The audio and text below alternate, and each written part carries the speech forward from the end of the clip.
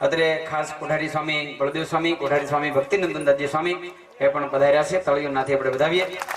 શ્રી વલ્લભભાઈ લક્ષ્મણભાઈ વિઠાણી, શ્રી બાબુભાઈ તેમજ મનસુખભાઈ ભીમજીભાઈ વિઠાણી, શ્રી કાંતિભાઈ રામજીભાઈ વિઠાણી, જેઠાભાઈ લાબુભાઈ વિઠાણી, હીરાભાઈ જયરાજભાઈ મોરડિયા, અર્જણભાઈ શામજીભાઈ વિઠાણી. જે ભક્તોના નામ બોલાય એ આ બાજુના વચ્ચેના દાદરેથી લાલજી મહારાજ પાસે આવી અને આ બાજુ દાદરો રાખ્યો ત્યાંથી નીચે ઉતરતા જાય. સાથે પાર્ષદ શ્રી જતીન ભગત પણ પધાર્યા છે. તાળીઓથી વધાવીએ. પધારો. શ્રી અર્જણભાઈ શામજીભાઈ વિઠાણી, શ્રી તળસીભાઈ રાઘુભાઈ વિઠાણી, અશુભાઈ અક્ષર એગ્રો ગઢડા, ગુણવંતભાઈ શામજીભાઈ વિઠાણી, મન્નરભાઈ પરસોત્તમભાઈ વિઠાણી, શ્રી પરસોત્તમભાઈ વિઠ્ઠલભાઈ ભીકડિયા, શ્રી ભવાનભાઈ પ્રાગજીભાઈ વિઠાણી, શ્રી દીપેશભાઈ શામજીભાઈ ભીકડિયા, અરજીભાઈ તળસીભાઈ વિઠાણી, થોભણભાઈ ડાયાભાઈ વિઠાણી, શાંતિભાઈ નરસિંહભાઈ વાનાણી, નટુભાઈ જયરાજભાઈ મોરડિયા, વેલજીભાઈ રાજાભાઈ ડુબરિયા, શ્રી અરવિંદભાઈ જીવરાજભાઈ કાકડિયા, ભીમજીભાઈ શામજીભાઈ વિઠાણી. વિટે ભક્તોના અહીંયાથી હું નામ બોલું એ દરેક યજમાનો અત્રે અહીંયા લાલજી મહારાજ પાસે પધારી અને આશીર્વાદના હારનો સ્વીકાર કરશે. સાથે બીજું એક ખાસ વાલા ભક્તો, નિંગાળાની અંદર આજથી 13 વર્ષ પૂર્વે બહેનોનું સરસ મજાનું નૂતન મંદિર નિર્માણ થયું અને જેનો આવતી અખાત્રીજ એટલે વૈશાખ સુદ ત્રીજના દિવસે 13મો પાટોત્સવ આવે છે. અને એ પાટોત્સવની અંદર જે કોઈને ભક્તોને યજમાન થવાની ઈચ્છા હોય તો એ ખાસ તૈયારી કરશે. જેની અંદર પાટોત્સવ અને મહાપૂજા આદિ કરવામાં આવે તો જેનો 25,000ની આજુબાજુનો ખર્ચો થાય છે. એટલે કોઈ પણ નિગાળાના ભક્તોને આ અખાત્રીજના મહિલા મંદિરના પાટોત્સવના યજમાન બનવાની ઈચ્છા હોય તો એ અહીંયા જાણ કરશે. સાથે અત્રે જે અન્ય જે યજમાનોના નામ બોલું એ પણ અત્રે લાલજી મહારાજ પાસે પધારશે. શ્રી કોરજીભાઈ છગનભાઈ વિઠાણી, કાનજીભાઈ છગનભાઈ વિઠાણી, શ્રી વલ્લભભાઈ મોહનભાઈ મોરડિયા, કાંતિભાઈ લાબુભાઈ વિઠાણી.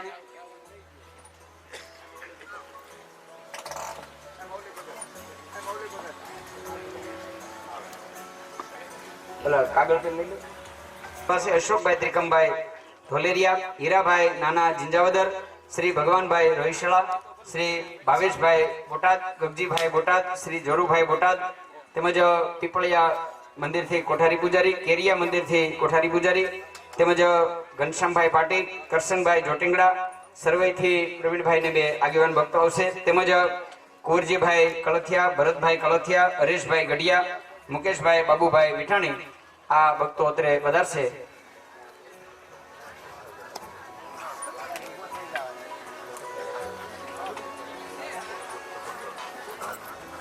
સાથે આપણા આ દિવ્ય સંઘની અંદર અમારી સાથે સેવાની અંદર પણ જોડાણા છે. જે ગાડી લઈ અને ખાસ પાર્ષદ રાજુ ભગતની પ્રેરણાથી જોંડાલથી શ્રી સમીરભાઈ સુરેશભાઈ પટેલ અને મનીષભાઈ લાલજીભાઈ પટેલ પોતાની ગાડી લઈ અને ઠેઠ સુધી સંઘમાં ચાલવાના પણ છે અને સાથે સાથે સંઘમાં એમના તરફથી સુંદર સેવા પણ જ્યારે પ્રાપ્ત થઈ છે અને એમની ભાવના છે કે પૂજ્ય લાલજી મહારાજનું મારે હાર પહેરાવીને સ્વાગત કરવું છે.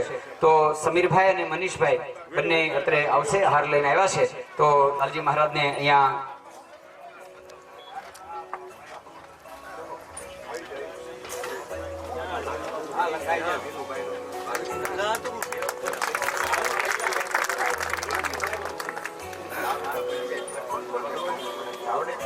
આ બાજુથી ઉતરો, આ બાજુથી અહીંયા આ બાજુ ઉતરો, આ બાજુ ઉતરી જાઓ. સાથે અલા ભક્તો આ યાત્રાની અંદર ધર્મકુળ ગોપીનાથજી મહારાજ એમનો એવડો મોટો રાજીપો છે કે જેના કારણે આ એક જ યાત્રા કદાચ એવી હશે કે જ્યારે પ્રારંભ થયો ત્યારે કોઈ યજમાન નહીં. ગોપીનાથજી મહારાજ યજમાન અને યાત્રાનો પ્રારંભ થઈ ગયો અને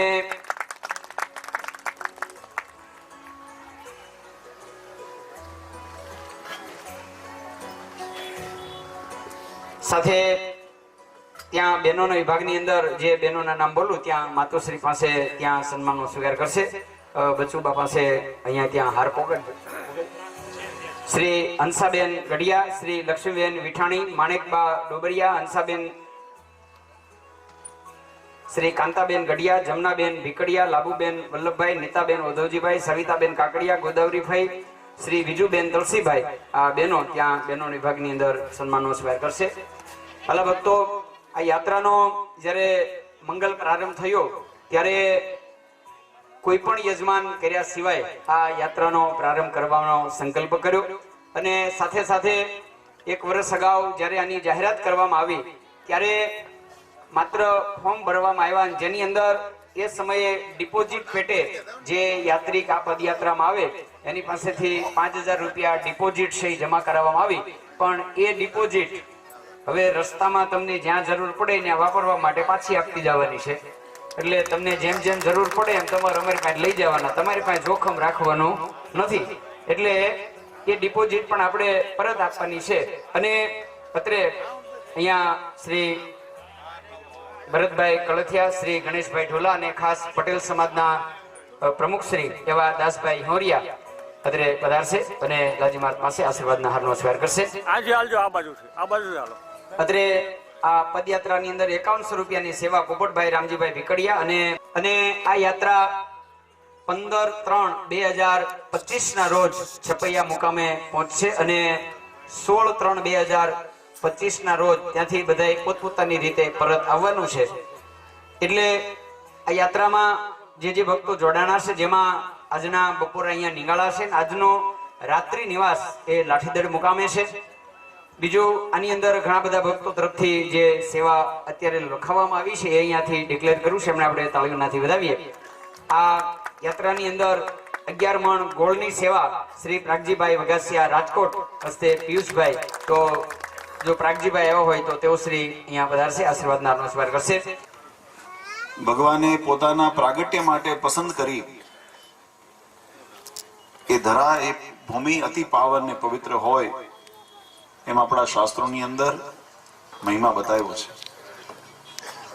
અને બીજું સ્થાન, જે સ્થાને ભગવાને પોતાના મનુષ્ય લીલાને સંકેલવાનો સંકલ્પ કર્યો, અથવા તો એ લીલા જ્યાં ચરિત્ર કરી, તિરોધાન લીલા જ્યાં ભગવાને કરી, એ ધામનો પણ એટલો જ મહિમા છે. કારણ કે આ બે ભૂમિના બળ હોય. બીજે તો ભક્તોના ભાવ, ભક્તિની પરાકાષ્ઠા, ભક્તોએ તપ કર્યું, વ્રત કર્યું એટલે પરમાત્મા દર્શન દેવા ગયા.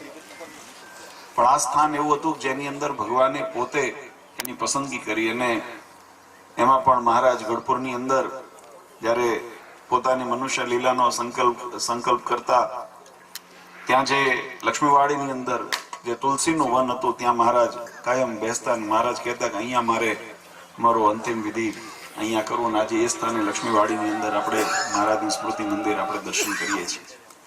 મહારાજે જે વન વિચરણ પ્રારંભ કર્યો, પછી આમ ઉત્તરની અંદર હિમાલય સુધી ગયા, દક્ષિણની અંદર મહારાજ કન્યાકુમારી સુધી ગયા અને ત્યાંથી ભગવાન યાત્રા કરતા કરતા સમગ્ર ભારત બ્રહ્માંડને તીર્થોના દર્શન કરતા ભગવાન આપણા કચ્છ, કાઠિયાવાડ, ગુજરાતના ભક્તોના ભાવને વશ થઈને આપણા ગઢપુર દેશના એ દાદા ખાચર અને એબલ બાપુ ને એમના પરિવારના પ્રેમને વશ થઈને મહારાજ આ પ્રદેશની અંદર પોતે પોતાનું ઘર માની રહ્યા છે.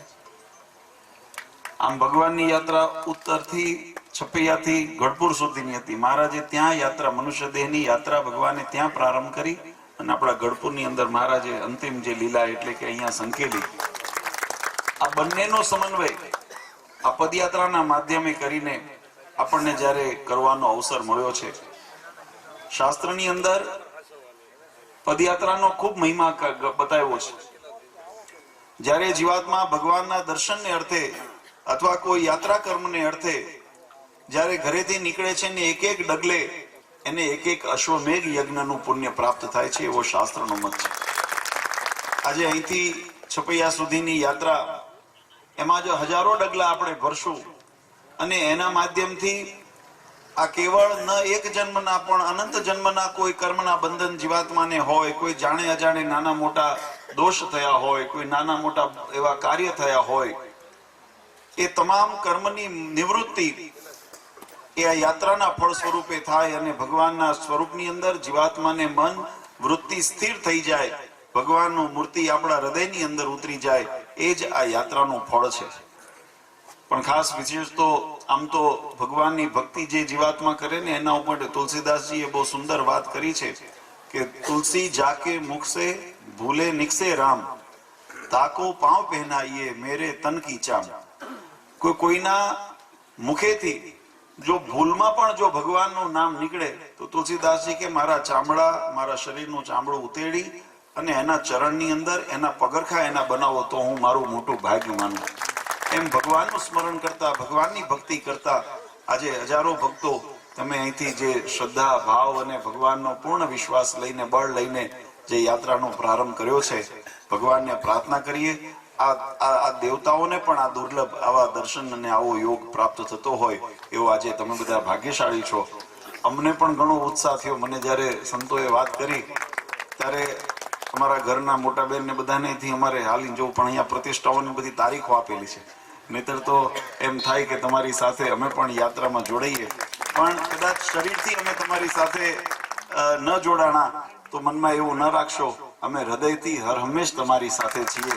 અને યાત્રામાં તમારા સૌનું યાત્રા નિર્વિઘ્ન થાય. જો થોડી શિખામણ અને ભલામણ આપી દો વડીલ તરીકે કે ગરમીનું પ્રમાણ ધીમે ધીમે વધી રહ્યું છે, એટલે યાત્રામાં જે પદયાત્રામાં જે ભક્તો ચાલીને જાય છો એ બધા પોતાના સ્વાસ્થ્યનું ખ્યાલ રાખજો.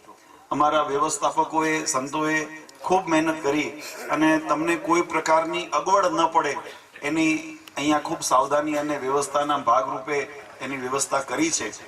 પણ એક વસ્તુ આપણે પણ સમજવી પડશે કે આપણે આ તપ કરવા જઈ રહ્યા છીએ.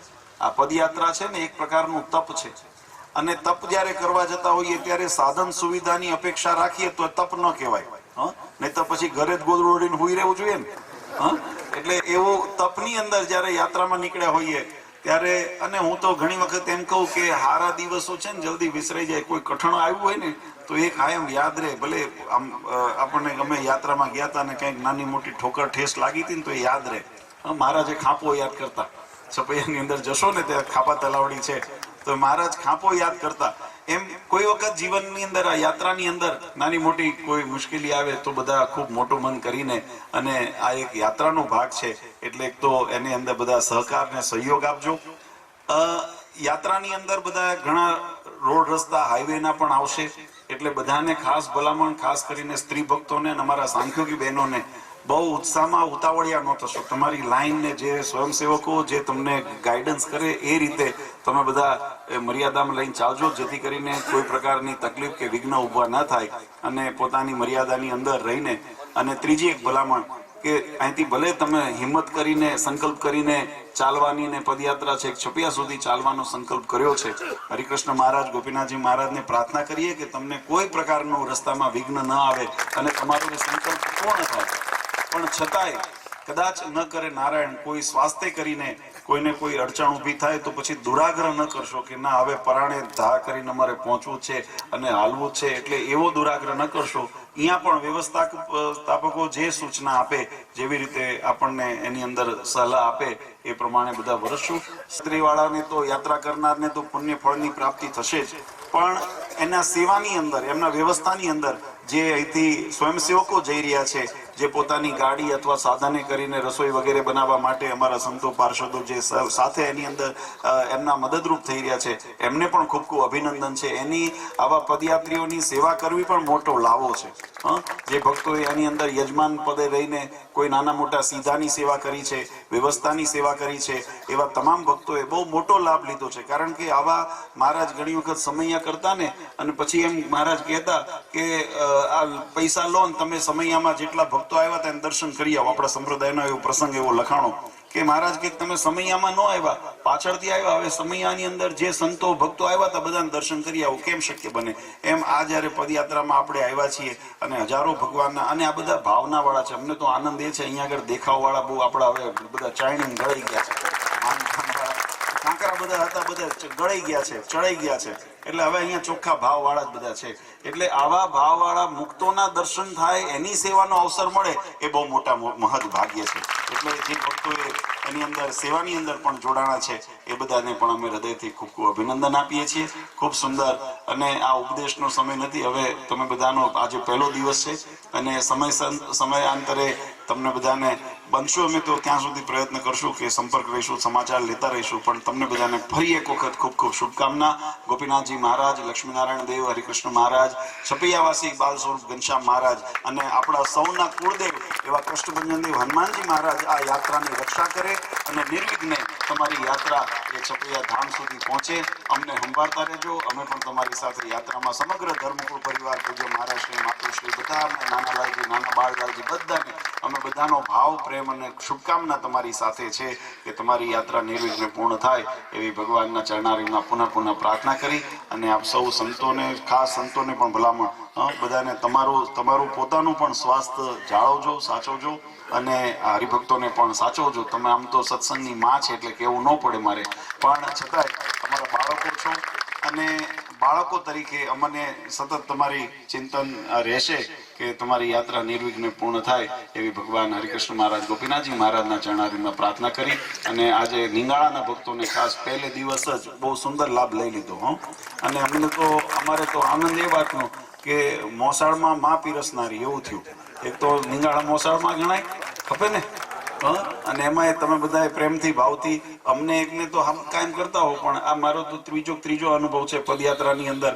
આપણે અહીંયા આગળ જયારે આવો સુંદર આયોજન થયું હોય અને હરિભક્તોએ લાભ ચૂક્યા ન હોય તો નિંગાળાના ભક્તોને પણ ખૂબ ખૂબ અમે અભિનંદન આપીએ છીએ. આવો નવો પ્રેમ ભાવ સત્સંગના કાયમ રાખજો અને ભગવાન તમને સૌને ખૂબ સુખ્યા કરે એવી મહારાજના ચરણારીનો પ્રાર્થના કરી પુનઃ બધાને અનેક શુભકામના. તમારી યાત્રા નિર્વિઘ્ન પૂર્ણ થાય એવી ભગવાનના ચરણારીમાં નતમસ્તક થઈ વારંવાર પ્રાર્થના કરું છું કે બધાને ખૂબ સરસ સ્વાસ્થ્ય રાખજો અને આપણી યાત્રા ખૂબ સુંદર રીતે ભગવાનનું ભજન કરતા કરતા ભગવાનનું ચિંતન કરતા કરતા આપણી યાત્રા પૂર્ણ થાય એવી ભગવાન શ્રી હરિના ચરણારીમાં પ્રાર્થના કરી અંતરના આશીર્વાદ આપી મારી વાણીને વિરામ આપું. સહેજાન.